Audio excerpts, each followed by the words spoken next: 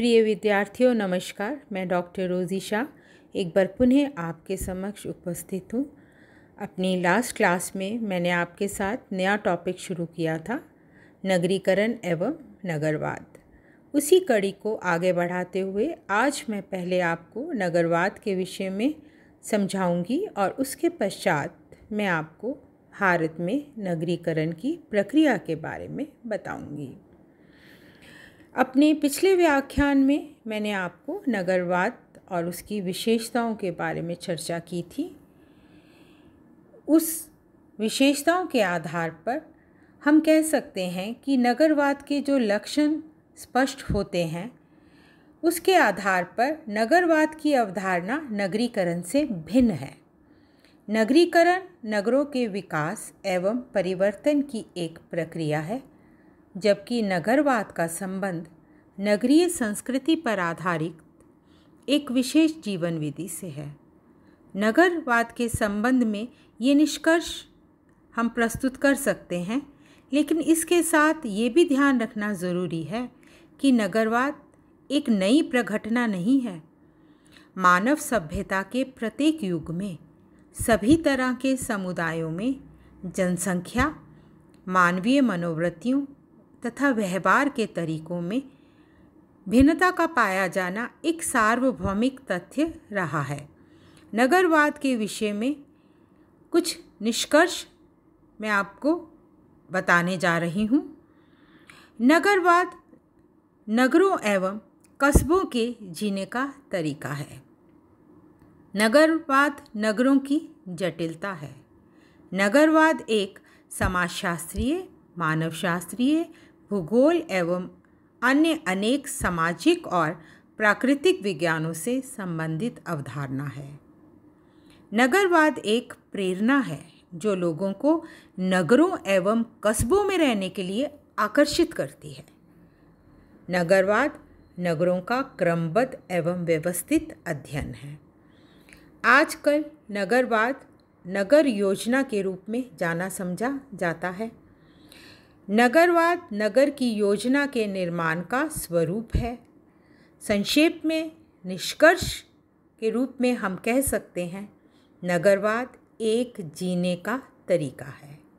विश्व के अनेक भागों में समकालीन नगरवाद नगर योजना के रूप में समझा जाता है, अर्थात नगरवाद को नगर की योजना के निर्माण एवं क्रियान्वित के रूप में परिभाषित किया एवं समझा जाता है। अभी तक नगरवाद से संबंधित कोई सर्वमान्य सिद्धांत प्रतिपादित नहीं हुआ है। चलिए अब हम भारत में नगरीकरण को समझते हैं।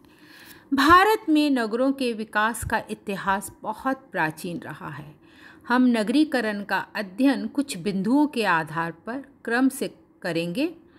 भारत में नगरीकरण के प्रमुख विषय हैं ऐतिहासिक, पूर्व आधुनिक भारत, संक्रमण काल, आधुनिक भारत, नगरीकरण के कारण, नगरीकरण के परिणाम। ऐतिहासिक भारत में सर्वप्रथम नगरों और नगर विकास का उद्भव 2600 ईसा पूर्व सिंधु घाटी सभ्यता के साथ हुआ।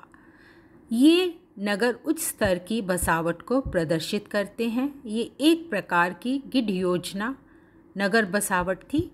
नगर उच्च स्तरीय सैनिटेशन व्यवस्था, पानी का वितरण और सीवरेज व्यवस्था से उपलब्ध थी। नगर की समृद्धि के लिए व्यापार में सहयोग किया जाता था। नगर का उल्लेखनीय व्यापारिक मार्ग केंद्रीय एशिया और मध्य पूर्व तक थे। इन नगरों में नापतोल, भाषा, लिपि, धर्म और हस्तकौशल उद्योग आदि की उच्च स्तरीय व्यवस्था थी। सिंधु घाटी सभ्यता का पतन हुआ, जिसके कारण इनका प्रवास उत्तर भारत की ओर हुआ, जहां लौह युग की वैदिक सभ्यता में खोज की गई। इस काल के ग्रंथ महाभारत में इंद्रप्रस्थ और हस्तिनापुर नगरों का वर्णन मिलता है। यहाँ पांडवों की राजधानी थी।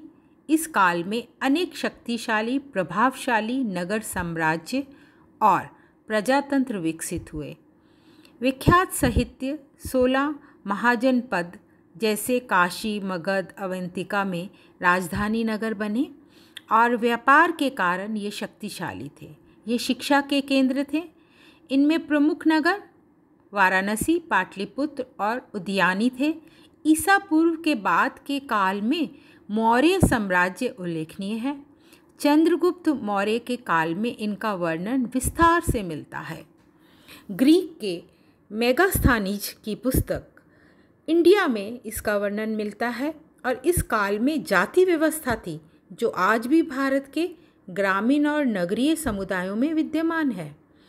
तक्षशिला जैसे नगर प्राचीन विश्व में उच्च स्तरीय शिक्षा के केंद्र थे। चाणक्य का नाम भी इससे जुड़ा है, जिसने साम्राज्य की सहायता की थी। तक्षशिला अनेक प्रमुख टापुओं से भारत को केंद्रीय एशिया से जोड़ने का केंद्र रहा।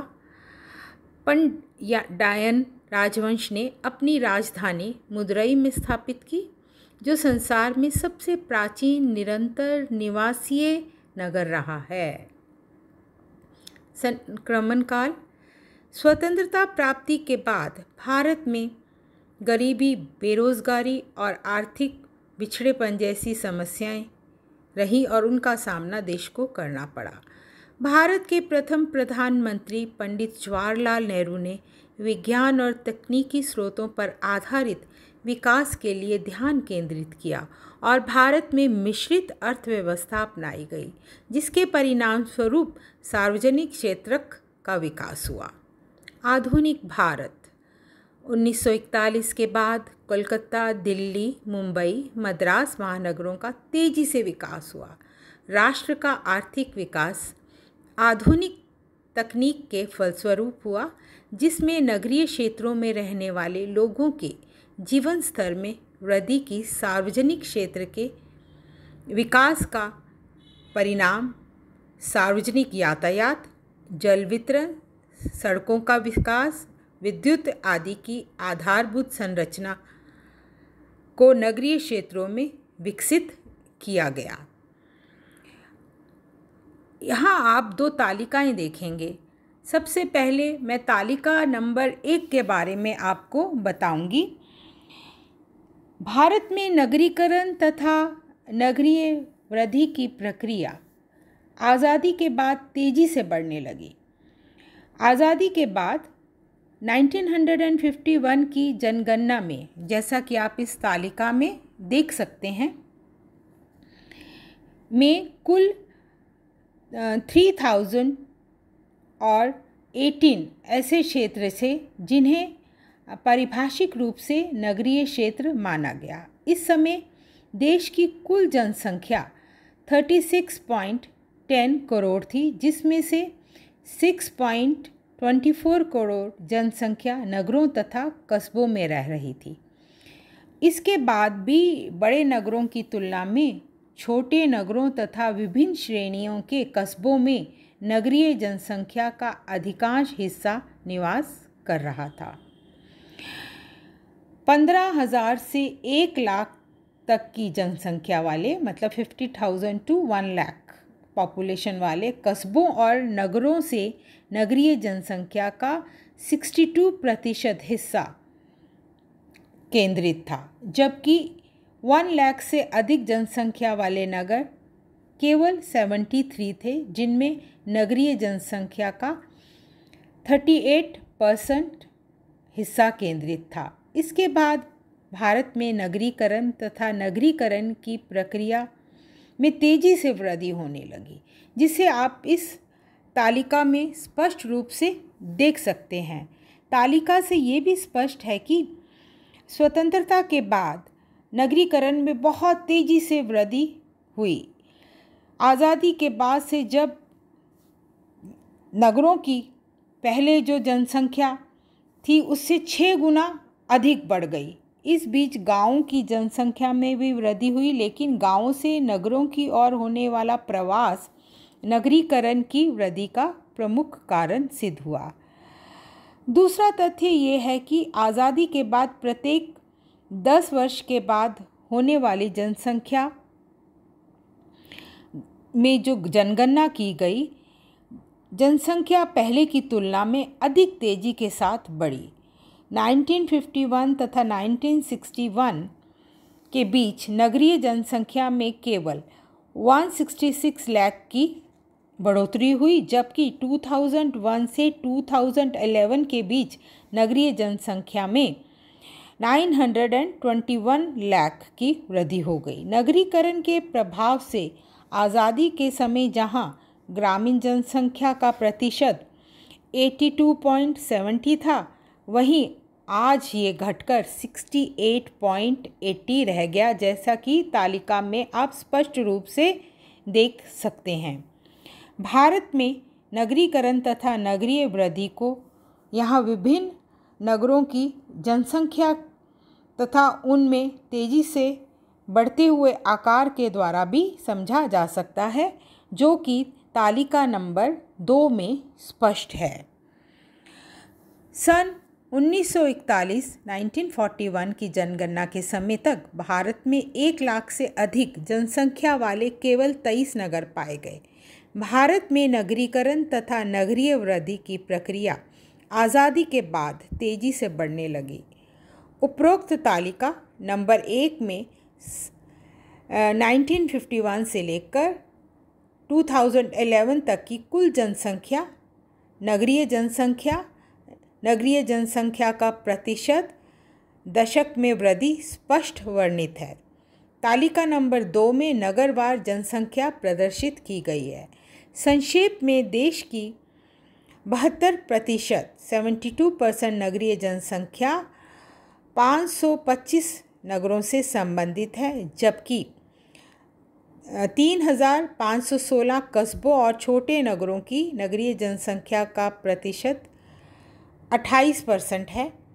इसका तात्पर्य ये है कि कस्बों तथा छोटे नगरों से बड़े नगरों की ओर जाने वाले प्रवास की प्रवृत्ति में लगातार वृद्धि हो रही है। यही मैं इस तालिका के द्वारा आपको बताना चाह रही हूँ।